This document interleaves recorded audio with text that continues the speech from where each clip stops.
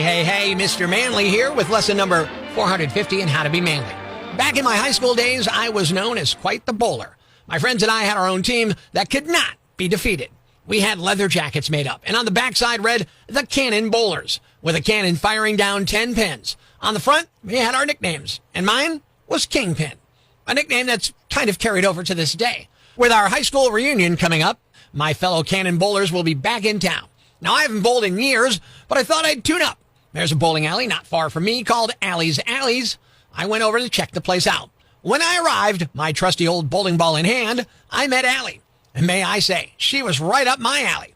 I wouldn't mind knocking her off her pins. Boy, howdy, that'd be a picture worth framing. Allie said, I see you brought your own equipment.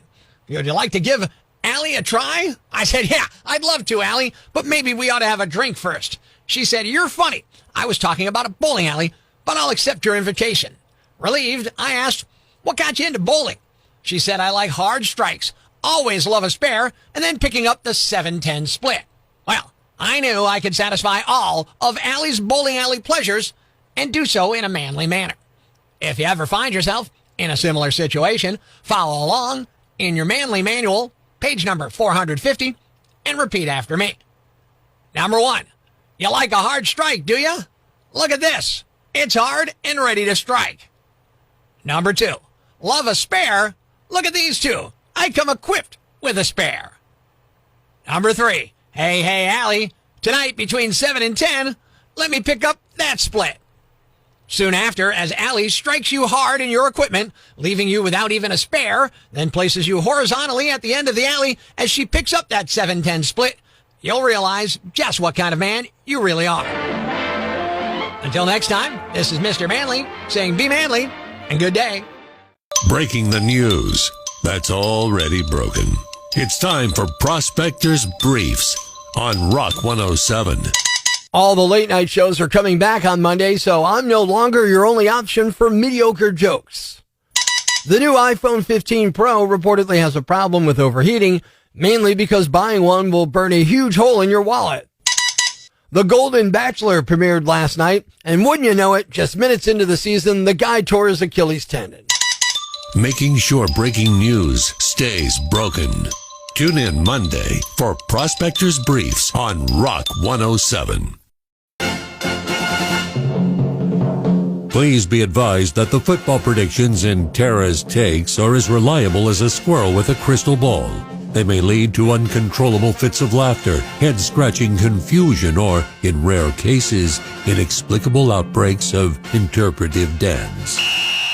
Remember, trusting Tara's Takes with your football betting decisions is akin to asking a goldfish for stock market advice. In other words, proceed at your own risk. Rock 107 hereby absolves ourselves from any responsibility for lost bets, puzzled looks, or unexpected dance-off injuries that may result from heeding Tara's football wisdom. Enjoy, and may the football gods have mercy on your wagers. All right, my wife Tara on the line to do Tara's Takes. It's the football picks, and let's see, I think you were 2-2 last week, 3-1 the first time you did this. So you're doing pretty good here. So are you ready to pick 4 games this weekend? Yes, I am. All right, here we go. Atlanta versus Jacksonville. This is a Sunday morning game played in England. What do you know about this? Nothing at all. Can you name either team's nickname? Jacksonville Jaguars. Okay, all right, good enough. Who are you picking here? Atlanta. Going to take Atlanta, giving up, or I should say getting 3. They're the underdogs in this, so we'll see how that works out for my wonderful wife Tara here on Tara's Takes. Next game, Miami at Buffalo. I'm picking Miami because I went against them last time. And they went and scored 70, so you're going to take them, and you're going to get 2.5 points on this one as well, as they're the underdogs in Buffalo. That should be a good game. Oh. Look, maybe you're okay on these. Don't get nervous. You're picking the games you want to pick, right? Yeah. All right, so here we go. 2 more games left. Washington at Philadelphia. The Commanders take on the Eagles right in Philly at the Link. Who do you like? Philadelphia. Giving up 8 points as the Eagles are favored by 8. So that's the first favorite you've picked today. Wonderful. Last game across the state, but technically across a good part of the country as we go to Houston for the Pittsburgh Steelers at the Houston Texans. Who do you like in that game? Pittsburgh Steelers. Giving up the 3 there as they're a favorite as well. 2 favorites, 2 dogs. Let's go through it. You took Atlanta, Miami, Eagles, and Pittsburgh. Those are the picks. We'll see how you did come Monday morning, okay? Okay.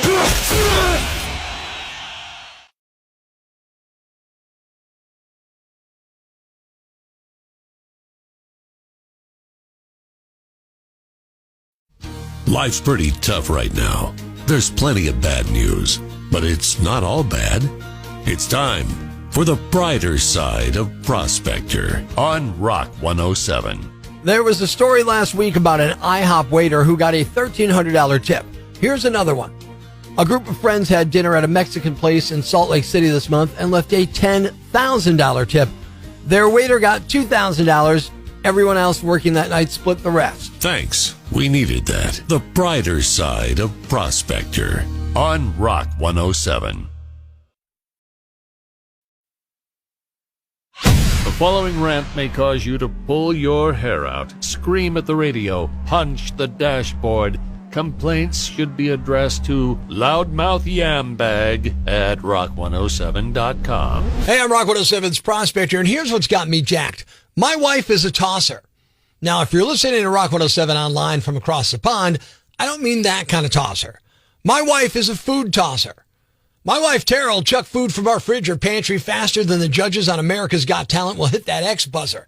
I've literally grabbed something at Garrity's and it was gone from the fridge like the value in our 401ks the next day. Of course, with the super confusing system that the industrial food complex here in the good old USA has created, it's not always easy to determine when that food will go bad. We have used by and best by dates on our food. Well, what's the difference? Will I die if I eat something a day past the best by date? How about the use by? The system is confusing to many, many Americans. The Best By label has been used by the American food companies for decades to estimate peak freshness.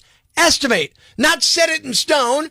And peak freshness doesn't mean it's going to turn into poison the day it expires. Now, use by may mean that food's only safe to eat until that date. Why take a chance, right? Best to pitch that to the trash and go get more food. And you wouldn't be alone in that thought. That's why Americans waste as much as 35% of our supply of edible food each year.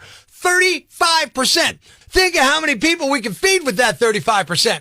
Or if you're selfish, think of how much money you're wasting. It's a confusing system that benefits the people and big companies, so they're in no particular hurry to change it. You expect American consumers to discern between Best By and Use By? You expect American consumers to understand nuance? Clearly, you don't understand the American consumer. Or maybe you do and you just know they're going to fail at this. We're wasting food and dollars, and meanwhile people are starving, going without, while we toss away food that's perfectly edible, nutritious, and tasty because it's past a Best By estimated date. You know, the date the manufacturer says it's Best By. You know, the folks that make their money by selling you more food. I mean, they'd never want you to throw it away early and purchase more, would they? I mean, what would they do with all that extra money? I'm Prospector. I'm for the people. Who's with me? I gotta go crazy, man! Ever see the crazy guy screaming at the wall outside the Times building? Where does this rage come from, my son? Tweet us with hashtag I found Prospector and we'll come and get him. Prospector, mornings on Rock 107.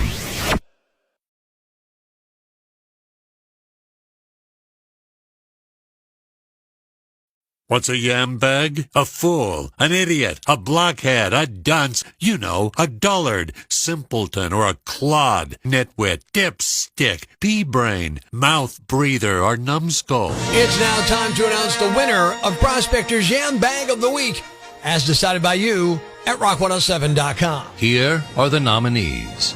Nominee number 1.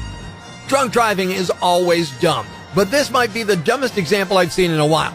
A 34-year-old named Jesus Carino Ortiz was drunk driving in Santa Rosa, California last Wednesday. He apparently had run out of booze, so he decided to hop in his truck and go get more. Luckily, he didn't hurt anyone. Well, except himself, when he ended up crashing into a liquor store. He pulled into the parking lot, never hit the brakes, slammed right into the southeast corner of the building. He was pretty banged up from the crash, but still managed to get out of the truck and walk into the store where he still tried to buy more booze. Cops took him to a hospital and then to jail. His blood alcohol was 0.32 or 4 times the legal limit. He got a DUI and it turned out his license was suspended, so he's facing charges for that too. Nominee number 2. Can you imagine being this hammered?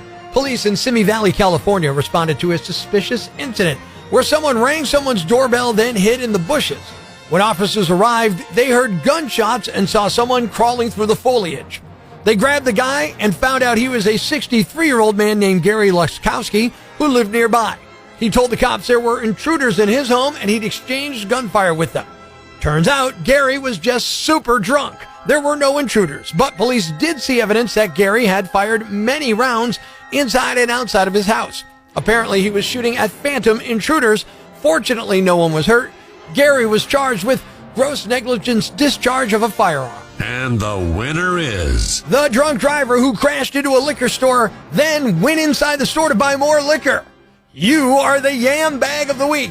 Keep it here for all the nominees for Prospector's Yam Bag of the Day, weekday mornings on Rock 107.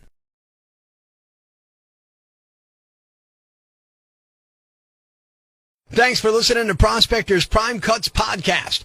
Be sure to catch us live weekdays from 5:30 to 10 a.m. on Rock 107 or online at rock107.com or the Rock 107 app, a free download for your Android or iPhone. Subscribe to the podcast on Apple Podcasts, Google Podcasts, Spotify, Stitcher Radio, or wherever you get your podcasts so you never miss Prospector's Prime Cuts.